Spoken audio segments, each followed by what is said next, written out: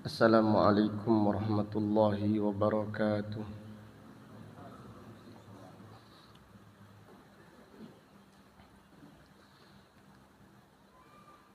Innal hamdalillah nahmaduhu wa nasta'inuhu wa nastaghfiruh. Wa na'udzu billahi min syururi anfusina wa min sayyiati a'malina. May yahdihillahu fala mudilla lahu wa may yudlil fala hadiya lahu. Wa asyhadu an la ilaha illallah wahdahu la syarika lah. Wa asyhadu anna Muhammadan abduhu wa rasuluh. Amma ba'du fa inna asdaqal hadithi kitabullah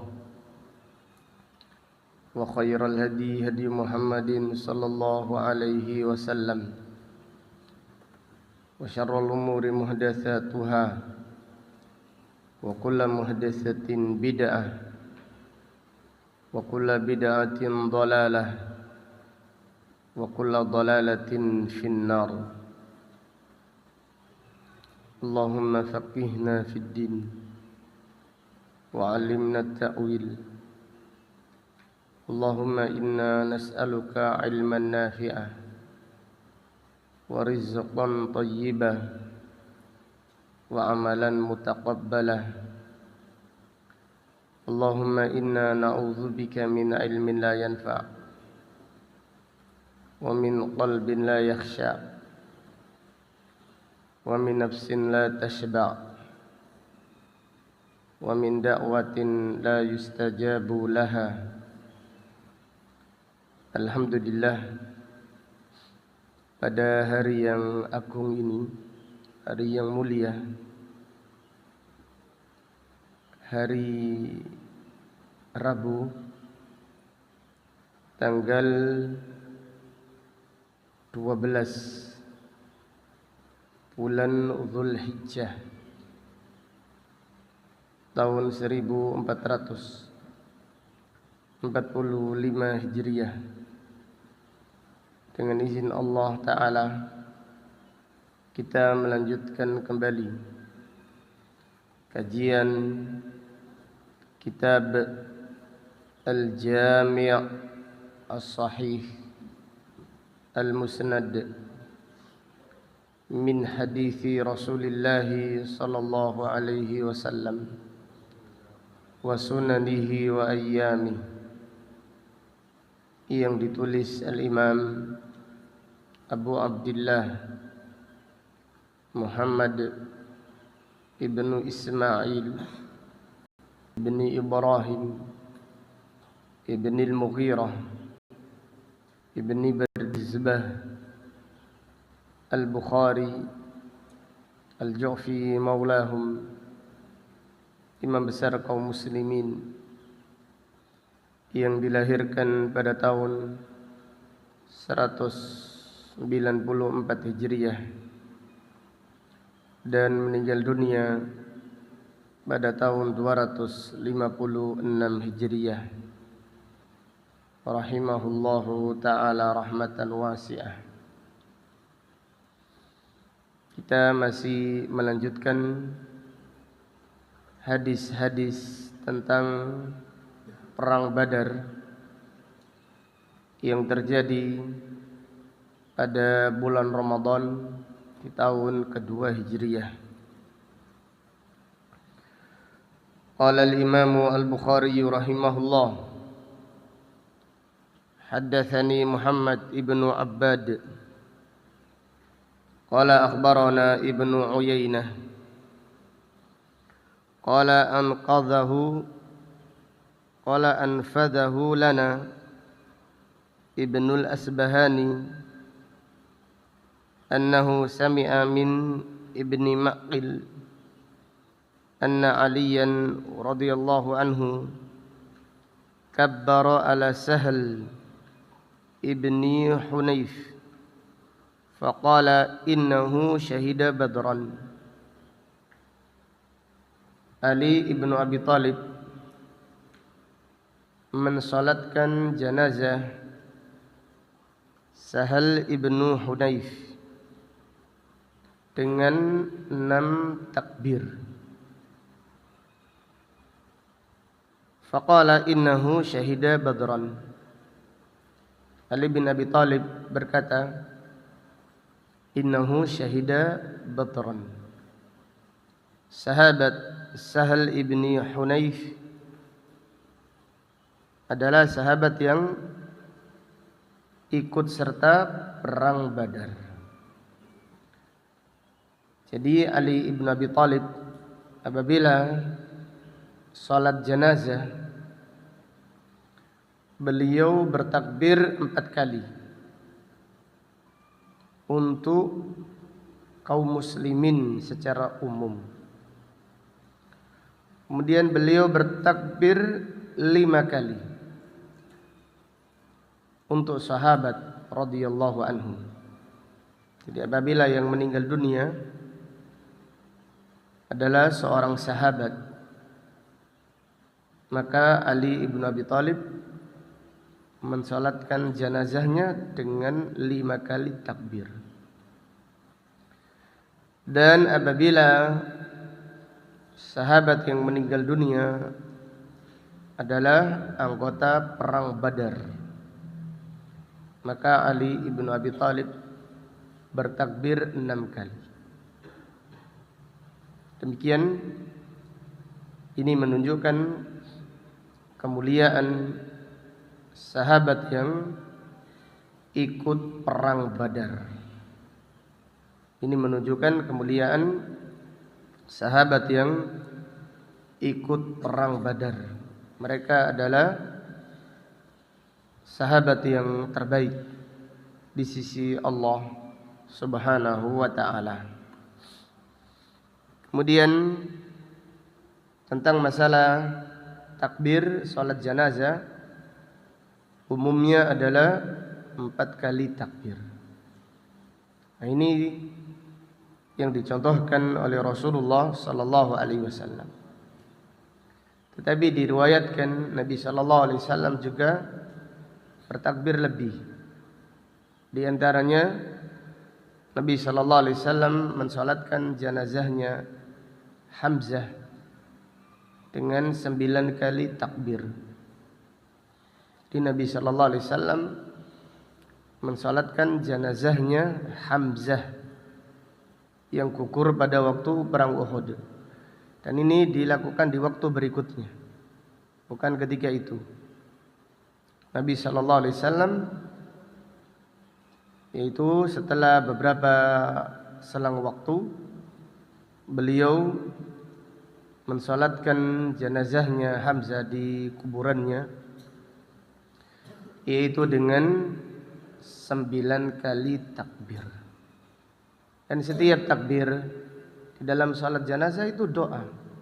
Ini takbir ketiga doa. Ini takbir pertama surat Al-Fatihah. Kemudian takbir yang kedua salawat kepada Nabi sallallahu alaihi wasallam. Setelah takbir yang ketiga doa. Setelah takbir yang keempat juga doa. Ini banyak imam-imam yang salat jenazah setelah takbir keempat langsung salam. Ini setiap takbir itu doa, bukan setelah takbir yang keempat langsung salam. Ini khilaful aula, menyelisihi yang terbaik. Khilaful aula, walaupun salatnya sah. Jadi setelah takbir yang keempat juga disunnahkan berdoa. Kemudian kalau ada takbir yang kelima juga doa lagi. Takbir yang keenam juga doa lagi untuk mayit, untuk kaum muslimin secara umum.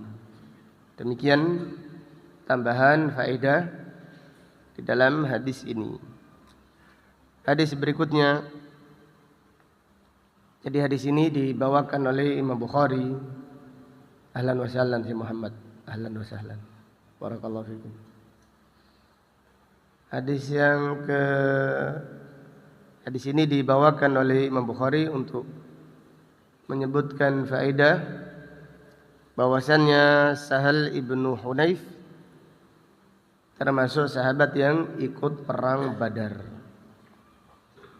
Hadis berikutnya, qala al-Imam Al-Bukhari rahimahullah, haddatsana Abu Yaman qala akhbarana Syu'aibun an Zuhri qala akhbarani Salim ibnu Abdullah annahu sami'a Abdullah ibn Umar radhiyallahu anhuma yuhadditsu anna Umar bin Al-Khattab hina ta'ayyamat Hafsah bint Umar min Khunais ibni Hudzafa as-Sahmi wa kana min ashabi Rasulillah sallallahu alaihi wasallam qad syahida Badran tuwfiya bil Madinah. Abdullah ibn Umar radhiyallahu anhuma bercerita tentang Umar ibn al-Khattab ketika anaknya yaitu Hafsah menjanda setelah ditinggal wafat suaminya yang bernama Khunais ibnu Hudzafa as-Sahmi. Khunais ini termasuk sahabat Nabi sallallahu alaihi wasallam yang ikut perang Badar. Jadi hadis ini dibawakan oleh Imam Bukhari untuk menjelaskan bahwasannya sahabat Khunais ibnu Hudzafa as-Sahmi termasuk sahabat yang ikut perang Badar, min ashabi al-Badri. Ini menunjukkan faedah ahammiyatu ta'zimil ilm, pentingnya mengagungkan ilmu. Jadi kalau kita mengatakan faedahnya gampang, iya. Tetapi yang paling penting, apakah kita menggampangkan? Apakah kita menggampangkan? Oh, remeh. Maka mereka mengatakan ahlul hadis itu adalah orang yang hanya mengumpulkan hadis. Menuduh ahlul hadis adalah orang yang tidak faham. Bahkan di antara mereka ada yang mengatakan naudzubillah ahlul hadis seperti himar yahmilu asfar, hanya hafal saja, tidak faham. Padahal ahlul hadis adalah orang yang paling ta'zimul ilm. Orang yang paling ta'zimul ilm ahlul hadis, ashabul hadis. Jadi hadis-hadis semacam ini mungkin dilewatkan kalau kita membaca kitab-kitab yang lain. Tapi lain dengan ashabul hadis, ta'zimul ilm. Maka subhanallah, di kampus-kampus ketika contohnya di Universitas Islam disebutkan soft yang pertama ini diisi ahlul hadis. Adapun yang lainnya gampangkan, oh itu sunnah saja, tidak wajib. Maka masbuk setiap hari pun biasa sekali. Ya ta'adzar. Bahkan ketinggalan sholat berjamaah, bahkan meninggalkan sholat berjamaah biasa sekali. Ahlul hadis tidak. Karena ta'zim ilmu. Karena ta'zim lil ilm. Ahlul hadis sangat mengagungkan ilmu. Abdullah ibn Mubarak berkata, Asbatun nas ala sirat. Asbatun nas ala sirat ashabul hadis. Orang yang paling teguh di atas jalan yang lurus, ashabul hadis. Imam Ahmad bin Hanbal berkata tentang Taifah al-Mansurah. Tentang Taifah al-Mansurah, beliau berkata, illam yakunu min ashabil hadis fala adri manhum. Kalau mereka bukan ashabul hadis, aku tidak tahu lagi siapa mereka. Harun ar-Rasyid, khalifah yang adil, berkata, talabtul haqqo, aku mencari kebenaran, fawajadtuhu ma'a ashabil hadis, aku menjumpainya bersama ashabul hadis. Karena mereka sangat cinta dengan hadis Rasulullah sallallahu alaihi wasallam. Jadi orang yang paling kuat cintanya kepada Nabi sallallahu alaihi wasallam adalah ashabul hadis. Maka nama mereka menyertai Nabi sallallahu alaihi wasallam. Jadi Imam Bukhari membawakan hadis ini. Jadi banyak yang mungkin meremehkan ini. Apa faedahnya? Faedahnya agung. Ta'dhimu sunnah. Ta'dhimu hadis Rasulullah sallallahu alaihi wasallam. Dan setiap disebut nama Nabi sallallahu alaihi wasallam, ahlul hadis bersolawat kepada Nabi sallallahu alaihi wasallam. Di Muhammad Siddiq Hasan Khan rahimahullah berkata, aktsarun nas salatan as'adun nas bis salati ala Nabi sallallahu alaihi wasallam ahlul hadis. Orang yang paling bahagia bersalawat kepada Nabi sallallahu alaihi wasallam adalah ashabul hadis. Paling bahagia. Tidak malu. Bahkan bahagia di majelis taklim ketika ngobrol menyebutkan Nabi. Kemudian tidak segan, tidak malu, bahkan bahagia bersalawat sallallahu alaihi wasallam. Jadi ahammiyatul ilm, ahammul ilmi ta'dhimuhu. Ilmu itu yang paling agung ta'dhimnya. Bukan tahunya. Bukan mengetahuinya. Berapa banyak yang mengetahui ilmu tapi meremehkan ilmu. Berapa banyak yang sudah mengetahui ilmu tapi meremehkan ilmu. Di antara faedah yang diambil ahlul hadis tentang kisah wafatnya Nabi sallallahu alaihi wasallam. Nabi sallallahu alaihi wasallam mandi sampai 5 kali. Pingsan, mandi. Pingsan, mandi. Pingsan, mandi lagi. Bangkit untuk sholat berjamaah. Pun ketika menjumpai badannya ringan ke masjid, walaupun digendong 2 orang. Ahlul hadis Al-Imam Bukhari mengatakan babun haddul marid an yahdural jamaah. Bab batasan orang sakit ikut sholat berjamaah. Fadilatul Syekh Abdul Razak hafizahullah berkata, apa faedahnya kematiannya Nabi sallallahu alaihi wasallam di akhir-akhir hayatnya? Salat berjamaah kok seperti itu? Ini menunjukkan ta'zim salat berjamaah. Berapa banyak kaum muslimin yang capek sedikit sudah merasa mendapatkan udzur meninggalkan salat berjamaah. Sampai beliau menyebutkan faedah. Isyarat terakhir kepada para sahabatnya, yaitu Nabi sallallahu alaihi wasallam memberi isyarat ketika para sahabat sedang salat berjamaah. Bahagianya Nabi sallallahu alaihi wasallam yang terakhir, di hari terakhir, melihat sahabat sedang salat berjamaah. Sekarang banyak talabul ilm menggampang-gampangkan salat berjamaah. Capek sedikit udzur. Salat di rumah sudah. Padahal kalau kerja tidak mengambil udzur. Salat berjamaah mengambil udzur. Subhanallah. Kembali tadi ta'zimul ilm. Kalau kita mengagungkan ilmu, Allah akan menganugerahkan kita mengagungkan amal. Di ta'zimul amal, mengagungkan amal dari ta'zimul ilm. Itu adalah buah dari ta'zimul ilm. Dan orang yang paling bahagia dengan ta'zimul amal adalah ahlul hadis. Karena belajar ini mustahab, ini halal, ini haram, ini wajib. Hanya itu saja yang dipelajari akan menjadikan orang meremehkan ilmu. Oh, tidak wajib saja. Tapi ta'zimnya kurang. Ahlul hadis tidak demikian. Ahlul hadis, jadi ciri-ciri khas ahlul hadis ta'zimul ilm, ta'zimus sunnah Rasulullah sallallahu alaihi wasallam. Maka Imam Bukhari rahimahullah dengan lantang menyatakan afdalul muslimina indallah man ahya sunnatan qad umitat fasbiru ya ahlas sunnah fa innakum aqallun nas. Fasbiru ya ahlas sunnah fa innakum aqallun nas.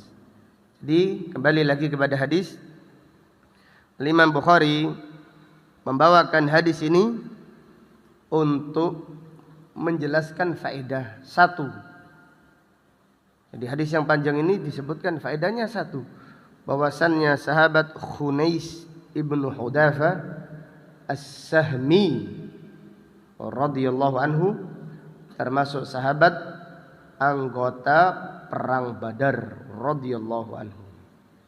Kemudian Imam Bukhari melanjutkan hadisnya tentang cerita Umar ibn al-Khattab ketika putrinya menjanda. Qala Umar falakitu Utsman ibni Affan fa'aradtu alaihi Hafsah. Aku bertemu dengan Utsman. Aku menawarkan Hafsah kepadanya. Jadi Umar ini menawarkan putrinya Hafsah supaya dinikahi Utsman. Faqultu in syi'ta ankahtuka Hafsata binta Umar. Umar berkata, in syi'ta, jika engkau menghendaki, jika engkau mau wahai Utsman, aku menikahkanmu dengan Hafsah, anakku. Qala sa'angduru fi amri. Utsman berkata, aku akan berpikir terlebih dahulu. Baik, tapi aku tak merenung dahulu. Apa aku siap menikah atau aku belum siap menikah? Falabithtu layali, aku menunggu beberapa malam.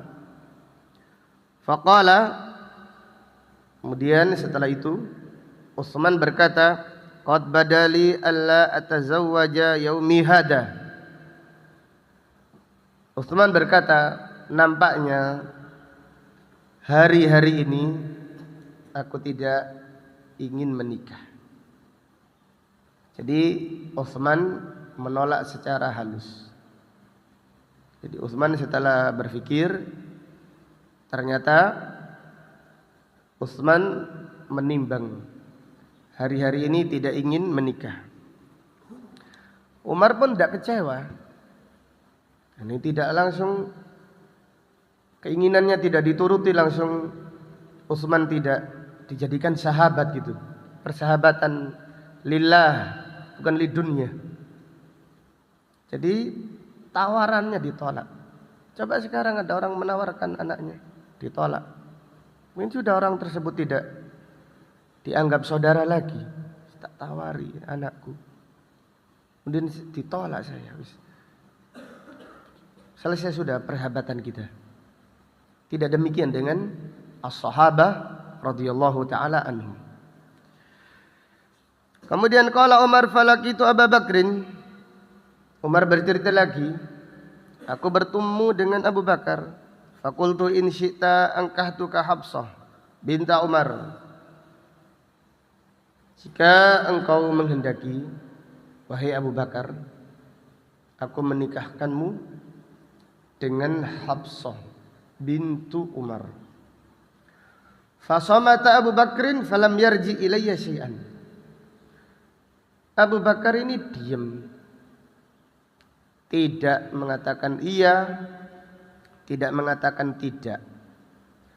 Fakuntu alaihi aujada minni ala Utsman.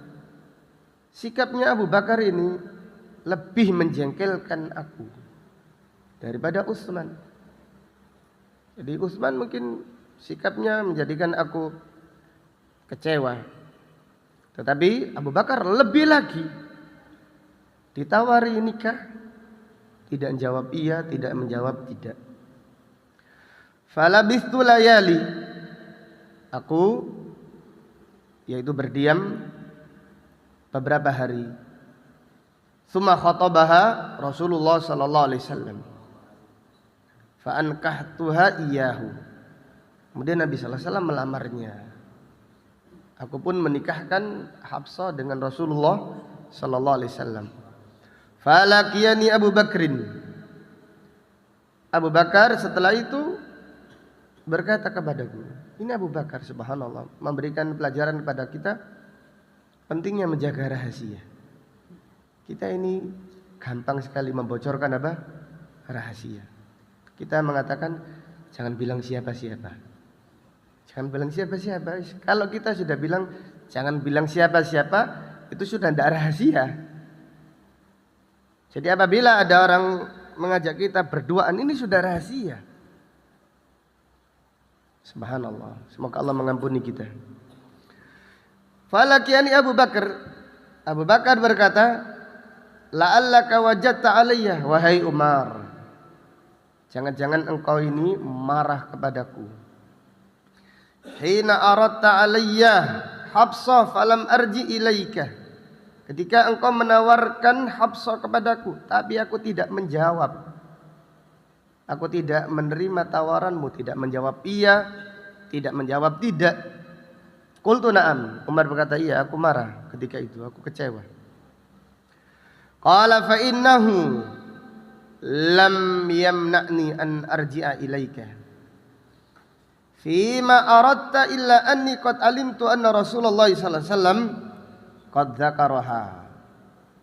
Tidak ada yang menghalangiku untuk menolak tawaranmu, kecuali hanya saja Nabi sallallahu alaihi wasallam menyebut Hafsah. Falam akun liubsiya sirra Rasulillah sallallahu alaihi wasallam. Tidak mungkin aku menceritakan rahasia Nabi sallallahu alaihi wasallam. Subhanallah. Kalau kita tidak, kita akan berkata, mohon maaf ya, mohon maaf, mohon maaf, mohon maaf, mohon maaf. Kita akan membocorkan rahasia tersebut. Abu Bakar menjadikan Umar kecewa. Kecewanya orang urusan lain. Rahasia Nabi sallallahu alaihi wasallam tidak mungkin aku bocorkan. Ini wahai Umar yang menghalangi aku tidak menjawab jawabanmu. Aku menunggu Nabi sallallahu alaihi wasallam. Kalau beliau tidak mau, aku akan menikahi anakmu. Walau taraka laqabiltuha. Sekiranya Nabi sallallahu alaihi wasallam tidak mau menikahi Hafsah, aku akan menerima tawaranmu.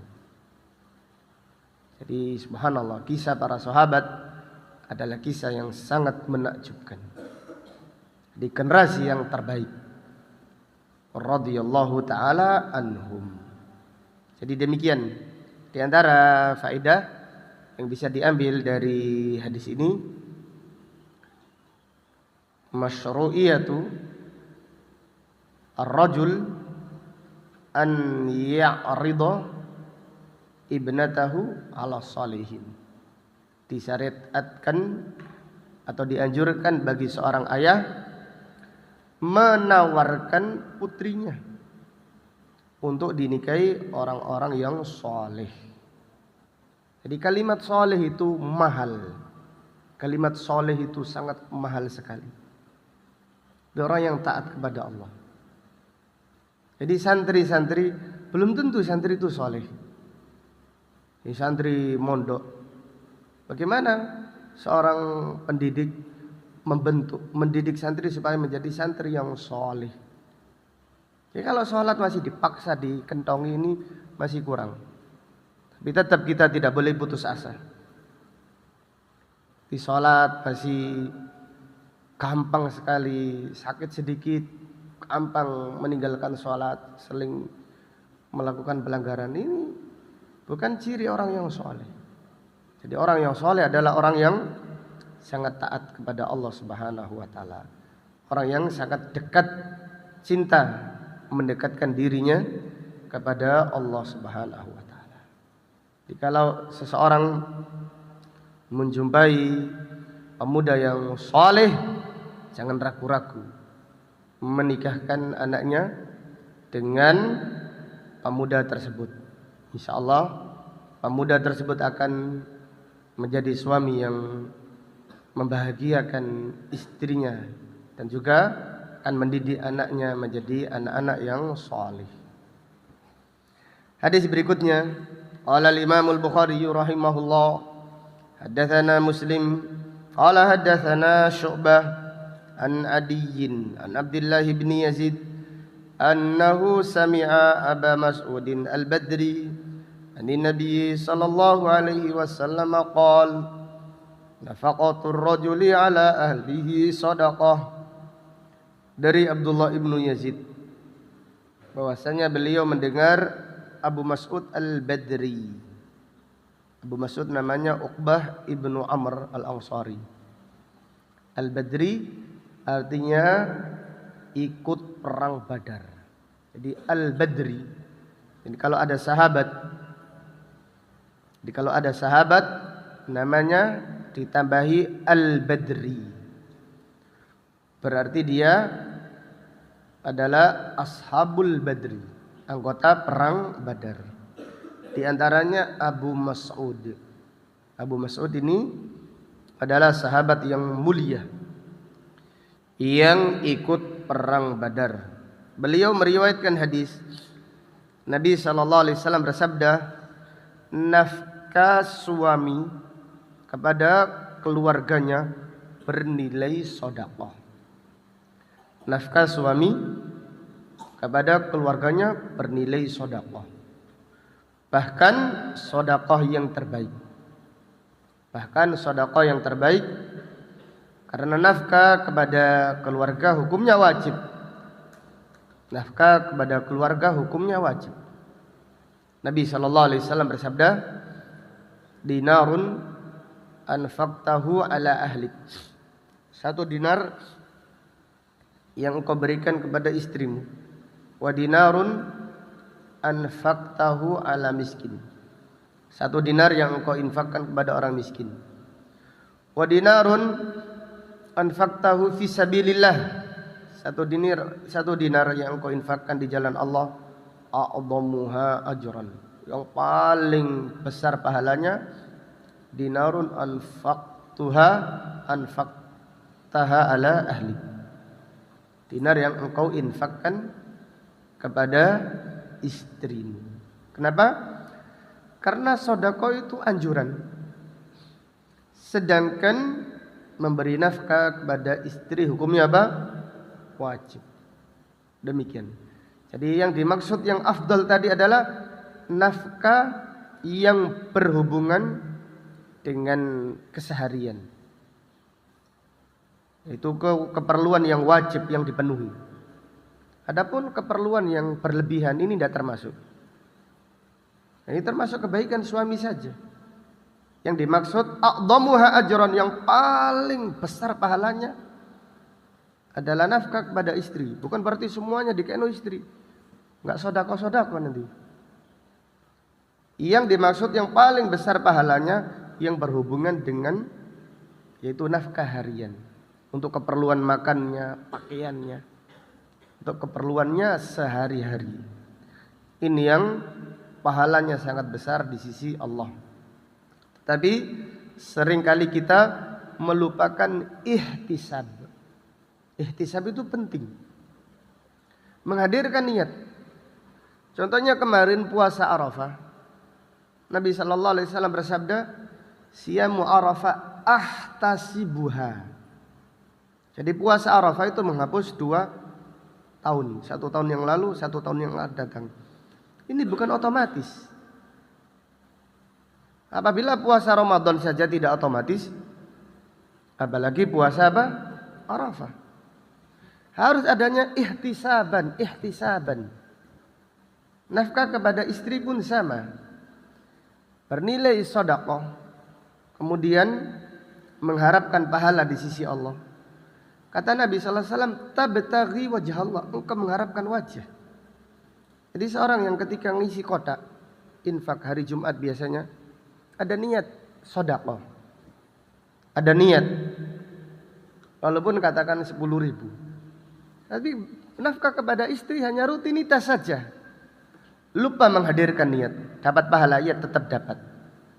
Tetapi kalau dia menghadirkan niat, pahalanya semakin besar. Maka Fadilatul Syekh Al-Utsaimin rahimahullah berkata kalimat yang sangat agung, adatus salihina ibadatun wa ibadatul ghafilina adatun. Kebiasaan orang-orang soleh bernilai ibadah. Dan ibadahnya orang-orang yang lalai bernilai kebiasaan. Adatus solihina ibadatun. Wa ibadatul ghafilina adatun. Jadi orang-orang yang lalai ibadahnya bernilai rutinitas saja, kebiasaan saja, formalitas saja. Yang penting hadir, setor wajah. Tetapi kalau orang yang soleh, tidurnya pun bernilai ibadah. Tidurnya bernilai ibadah. Ibadahnya sekarang diniatkan ibadah berikutnya. Allahu Akbar. Nikmat yang sangat agung. Zikir sekarang, niat ya Allah saya zikir sekarang supaya Engkau memudahkan saya zikir berikutnya. Dilatih seperti itu, dilatih, dimohon ya Allah mudahkan saya menghadirkan niat.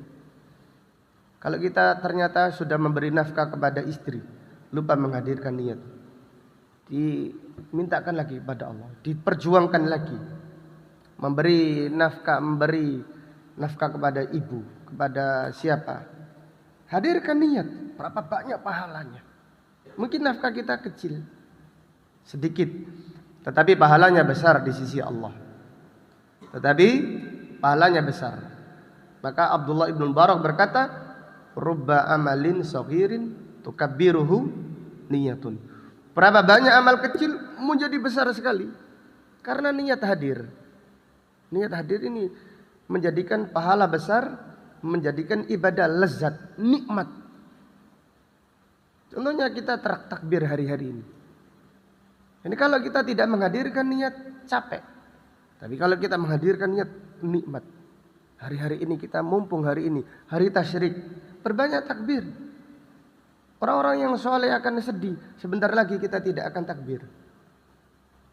Orang-orang yang lalai capek begini takbir terus. Orang-orang yang soleh insya Allah akan sedih. Karena sebentar lagi akan selesai hari tasyrik, besok sudah selesai. Tanggal 14 sudah tidak ada lagi takbir. Oh Allahu Akbar, sudah nggak ada, nggak disyariatkan, selesai syariatnya, ada batasannya. Maka Allah berfirman, wadhkurullaha fi ayyamin ma'dudat. Jadi kenapa ibadah itu terasa lezat? Karena hati ini hadir. Jadi maka orang-orang umum pun mengatakan orang itu kalau kerja dengan hati. Tukang masak ini masakannya lezat kalau masak dengan hati. Urusan dunia dengan hati sangat istimewa. Urusan ibadah hatinya tidak hadir. Nafkah tidak dengan hati. Bagaimana istrinya qanaah? Istrinya akan kurang terus. Hadirkan niat supaya istri kita itu qanaah dengan nafkah yang kita berikan, qanaah. Kalau dikasih banyak senang, kasih sedikit juga senang juga. Tapi kalau tidak qanaah, dikasih banyak abang sayang. Kalau kasih sedikit abang ditendang. Tendangan silahkan, tendang-tendangan dah. Tapi hadirkan niat, Masya Allah. Kita ngasih istri 50.000, Allahu Akbar. Luar biasa ya Allah, alhamdulillah saya bisa menafkahi istri untuk makan. Tapi masalahnya kita ini sering lalai. Maka hadis-hadis seperti ini seharusnya sering diingat. Karena apa? Karena masalah niat itu gampang lupanya niat itu. Yang paling mudah dilupakan adalah niat dan zikir, ihtisab. Jadi setan itu cerdas. Kita harus lebih cerdas daripada setan. Jadi bagaimana kita ini melakukan ibadah tanpa hati. Atau hatinya kecil, setengah hati saja. Setengah hati aja tidak bagus. Tercela. Jadi kita ini kayak biasa saja. Biasa. Memberi nafkah kepada istri gak ada rasa ibadahnya gitu loh. Bahkan tambahan faedah, Allahu Akbar. Muncul lagi. Ada seorang syekh mengingatkan, makan hari ini itu ibadah. Karena puasa hari ini haram. Jadi ibadah yang dilalaikan kaum muslimin. Ibadah makan. Bukan berarti makan terus, ini ibadah. Makan terus. Oh ibadah ini. Nabi SAW bersabda, ayyamu tasyrik ayyamu aklin wa syurbin wa dzikrin lillah. Ahlul hadis bahagia sekali mengamalkan ilmunya. Jadi makan di ini, ya Allah saya ibadah ini. Ibadah membatalkan puasa. Puasa jangan sampai puasa. Ini makan ini ibadah. Jadi kalau puasa ibadah, makan juga ibadah. Jadi subhanallah ada yang meremehkan hari raya Idul Fitri. Kalau diartikan hari raya sarapan pagi, tidak keren artinya. Kalau diartikan kembali suci, wah keren. Wahai kaum muslimin, Idul Fitri artinya kembali suci. Kalian sekarang semuanya ini suci, seperti bayi yang dilahirkan. Ceramahnya yaitu seakan-akan mengharukan, tetapi menggelikan juga. Jadi tidak paham bahasa Arab, ngomong ngalur ngidul. Kembali Idul Fitri itu kembali sarapan pagi. Bagi orang yang tidak soleh, tidak paham agama, apa faedahnya sarapan pagi? Allahu Akbar. Sarapan pagi ibadah agung, ibadah. Puasa hari itu haram. Allah mengajarkan kepada kita, sebagaimana puasa ibadah, makan juga ibadah. Itu makna firman Allah, Qul inna sholati wa nusuki wa mahyaya wa mamati. Hidupku, hidup itu mencakup makan, tidur, kemudian apa lagi? Semuanya hidup bernilai ibadah bil ihtisab. Maka Mu'adz bin Jabal berkata, inni ahtasibu naumati. Aku ini mengharap pahala dengan tidurku. Kama ahtasibu qaumati. Sebagaimana aku mengharap pahala dari qiyamul lailku. Maka tidur kita tidak mengharap pahala, qiyamul kita ini berat. Qiyamul lail kita ini berat. Alarm bunyi jam 3, bener lagi. Bunyi setengah 4, keplekkan lagi. Bunyi lagi, buang alarmnya. Ini berisik ini, tandang alarmnya. Sampai rusak alarmnya. Kenapa? Saya nggak bisa tidur. Lu katanya itu. Berarti tidurnya kurang niat. Tapi kalau tidurnya niat, ini ahtasibu naumati, qiyamulailnya bangkit semangat. Di demikian, ini faedah yang sangat agung ya ikhwah. Ibadatus solihina, adatus solihina, ibadah. Rutinitas orang soleh bernilai ibadah. Makan ibadah, minum ibadah, tidur ibadah, jalan-jalan pun ibadah. Sekarang silakan jalan-jalan, tidak harus ke gunung-gunung. Jalan-jalan bernilai ibadah. Demikian, tidak harus ke tempat-tempat yang itu bahagia. Sate bakar, sate ibadah ini. Karena menampakkan bahagia di hari raya ini ibadah. Subhanallah. Kebiasaan bernilai ibadah. Adapun orang-orang yang lalai, ibadahnya bernilai apa? Biasa tidak ada hadir. Sampai-sampai Syekh Fadilatul Syekh Hafid Ibnul Hakam, Hafid Al-Hakami mengatakan, orang-orang yang lalai kalau sudah sholat, kalau sudah takbiratul ihram, seperti di penjara katanya. Di penjara yang paling sempit. Kapan keluarnya ini? Kakinya di gini. Imamnya ndak hikmah ini katanya. Adapun orang yang soleh bertanya, fi jannah, di surga katanya.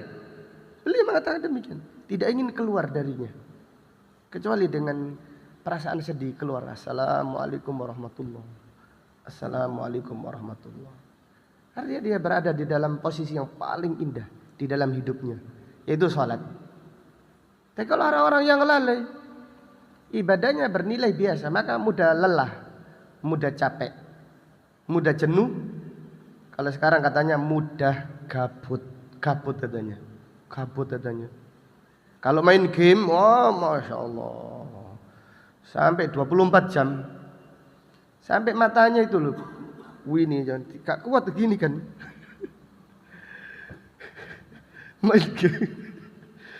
Jadi gak kuat ini udah ngantuk, buka-buka matanya, semangat ada main game lagi. Astagfirullahaladzim. Ala kulli hal, jazakumullahu khairan, barakallahu fikum. Subhanaka Allahumma wa bihamdika asyhadu an la ilaha illa anta astaghfiruka wa atubu ilaik.